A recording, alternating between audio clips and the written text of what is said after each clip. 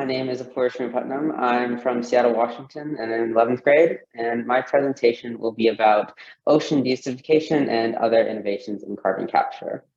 So for those of you who don't know, carbon capture is one of the ways that we address climate change. And I'm sure most of you know, but for those who don't, climate change is the long-term alterations of Earth's temperature and weather patterns. And climate change happens naturally at a certain level, but increased human actions have led to this accelerated path of climate change to an unstable level. So carbon capture and other attempts to address emissions of greenhouse gases are meant to try and reverse this and make it that the process of climate change goes back to a normal level. So climate change is caused by greenhouse gases being released into the atmosphere. And once they're there, they trap energy from leaving the Earth and in turn increase temperatures, as well as having a bunch of other effects on the atmosphere. So the one that I'll be talking about today is carbon dioxide, but other greenhouse gases include nitrous oxide, methane, even water vapor. So there are a lot of greenhouse gases that contribute to this effect. And over time, these gases trap an enormous amount of energy in the atmosphere, which is known as the greenhouse effect. So when addressing climate change, I found that most people go about it in two main ways. So first, you can address where these greenhouse gases are being created. So you look at your factories, or you look at the farming industry, and you say, hey, these industries or these practices have been releasing a lot of greenhouse gases. So we want to try and reduce this by changing the way that this happens. And you see innovations like plant-based meat and electric cars, and this kind of innovation to try and stop the amount of greenhouse gases that are being produced. But another way about going it is carbon capture, which is basically saying, okay, we understand that there are a lot of greenhouse gases being created, but if you look at the greenhouse gases that already exist, there are ways you can address them and make them less harmful on the environment. So one way about going about it is ocean carbon capture. So right now, the ocean contains about 17.4 gigatons of carbon dioxide, which have been released from the burning of fossil fuels. And this is naturally occurring. This is why, like I said earlier, climate change is a natural thing that happens. And one of the biggest buffers for that was the ocean, because the ocean can absorb carbon dioxide. And normally it would be stored as carbonate or bicarbonate, which are mineralized forms of CO2 and make it less harmful for the environment. However, as you go on, more and more carbon dioxide has been released because of human activity, the ocean has had to absorb more and more of it to an unsustainable level. So now what you see is carbon dioxide is being stored as carbonic acid, which means that it's lowering the pH of the ocean, where some of the effects it has are obviously it can affect fish eggs, which makes them have less mortality. And it can also make it so that shellfish and other fish that use carbonate or bicarbonate for their shells no longer have the ability to do that. So as you can see, a lot of ocean carbon capture plays a big part of climate change and really trying to hamper that. So one way that you can go about trying to improve it is reducing the acidity of the ocean by what I'll be talking about next. So the thing I researched was ocean deacidification through a process known as electrolysis. So electrolysis is where you run an electric current through really any liquid, but for water it would be hydrolysis, and it makes it so that the water molecules are broken into, so you reduce the amount of hydrogen in the water, which then increases the acidity. So the way that I did this in my school, where we were doing these projects, where you take a beaker and test tubes and you have to connect a battery through it. But when you run the current through the water, the salt water specifically, because it's from the ocean, it would break the water and it would break the sodium chloride that was in the water naturally to get hydrogen and chlorine gas. So what this would do is obviously this would reduce the hydrogen concentration of the water itself, which means that it's less acidic, and then it can go on to absorb more CO2 into the future. And then obviously you have the byproduct of hydrogen and chlorine gas. So normally you could stop there, but then you'd have a bunch of hydrogen and chlorine gas that you have nothing to do with. So then I started researching what you can do with it. And I found that you can use photolysis and you can actually combine them. So photolysis is the use of light to try and create or combine molecules, or you can also use it to break them. But in this case, what you'd be using is UV light.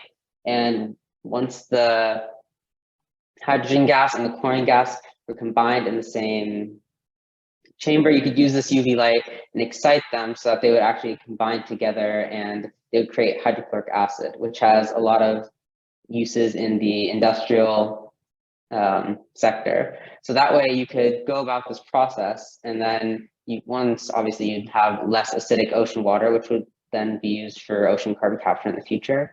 It would also serve as a way to try and incentivize companies to invest in this kind of technology, because they do get a return on investment with this hydrochloric acid that they can sell. So once I found this out, part of what was next was, how can this be used in a different way, in a bigger way, or like to try and have more impact?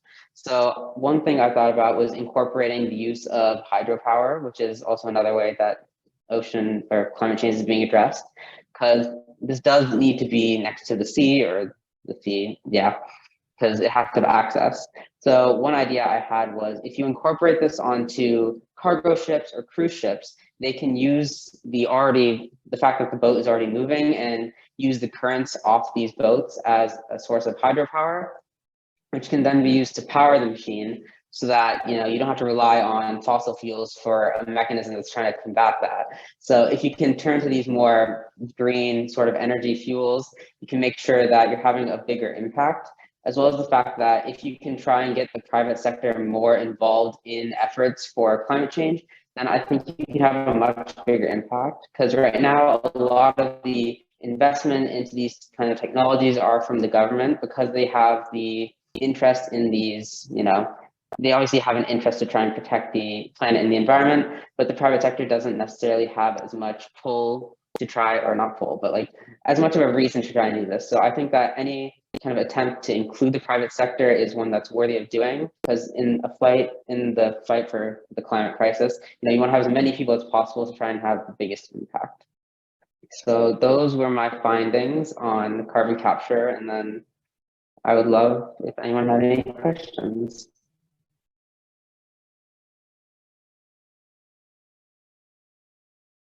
So this was started out as a school project, right?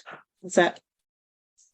Yeah. So my chemistry teacher actually was talking about climate change, and we had a whole unit on it, because at the beginning he was talking about raise your hand if you're afraid of climate change, and then the majority of the class actually raised their hand. So then he was talking about obviously when you're thinking of a problem, you don't want to be afraid of it, but you want to see it as an opportunity. So he really got us into the mindset of look at the problem and see how you can attempt to address it in a way that not only solves the problem, but creates an opportunity for you to, create new technology or look into new methods. And, he always ended up by saying make a lot of money. But yeah, so he was talking about a lot of the innovations and the opportunity that comes in a problem. So that's how I got introduced to this topic. Did you work with other people on it, or was this did you get to individualize what part of climate change you looked at, or was it? Yeah, it was a very free project. We could do really anything. We could look at, I know another team that did something about cement and how white cement could reflect more light than dark. It was very open. I thought the idea of ocean carbon capture was really innovative and interesting to me. So that's why I chose it. Yeah, it's fascinating. And I like how when you were working on it, you kept looking at the next steps of, looking at how to use the boats and, how to take it the next step and even further and get the private sector involved. And it wasn't just looking at the problem, but looking at the big picture, which is definitely what you're doing. Great job. Thank you. So I was curious if there's anybody watching this now or watching it later from video. What would be your ask? What are you looking for help on? Or maybe you don't have an ask, but if you did, what would that be? Are you looking for people? Or are you looking for somebody have an interest in funding it? Or are you looking for people? Is it ready to go and you're looking for people to utilize this method? So when I worked on it, I originally tried to create, a prototype, but it was very not well, the first part worked, but you know, you want to have a solution that's more elegant, I felt. So maybe just like expertise on kind of taking the ideas of chemistry and really applying them in a way that makes sense, and then also incorporating the hydropower idea. So just anyone who has kind of any expertise on that, I would love. And then who could say no to funding? I totally agree. Well, I just happen to know where did you say you live? Seattle. Okay, it's not in Seattle, but I know a professor that of chemistry at University of Arizona, or it's Arizona University, whichever direction that goes. And she has a program also called Kids Chemical Solutions, which she's teaching 4th, 5th graders and up chemistry, because she found that after studies that's kind of the sweet spot in their learning process for chemistry. I am betting she would be willing to talk to you about the chemical side of this, and she may know somebody else and help you. Her name is Dr. Colleen Kelly. And if you send an email to globalinnovationfieldtrip@gmail.com anytime after noon tomorrow when this event is over, my name is Julie, Juli, and remind me to connect you to Dr. Kelly, and we'll go ahead and do that. And she may have ideas of who else to connect you to. You know, she wouldn't be somebody that would be looking to fund, but she could definitely talk you through, or at least let you talk to her about what your ideas are with the chemical reactions, and she could help make sure you're on the right path with that. Cool. Thank you so much. Oh yeah, for sure. Yeah, She was on definitely hosting interested in that. earlier, as a matter of fact, but it's too bad she wasn't hosting right now. She'd have a lot more questions than I could come up with, because she's much more on your level of knowledge when it comes to stuff like that. But it's really cool to listen to somebody at your age that has so many answers already. And I just can't imagine what you're going to be doing when you're 25 years old. I mean, what you'll be running or operating at that time, and who you'll be influencing. So I applaud you. Very good.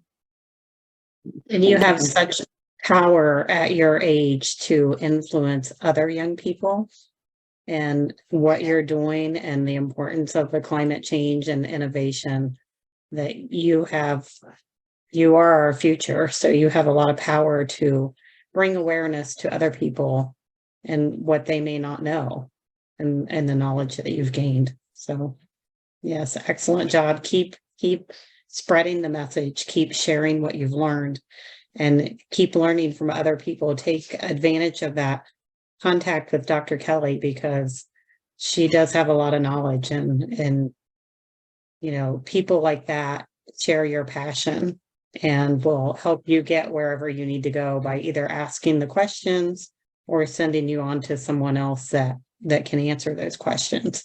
It's a lot about the contacts you make. Yeah. Totally agree. And then come back at a future gift and let us know how it's going, and give us an update, or give the world an update. We would appreciate that. I'd love to. All right. Thank you very much. Of course. Thank you.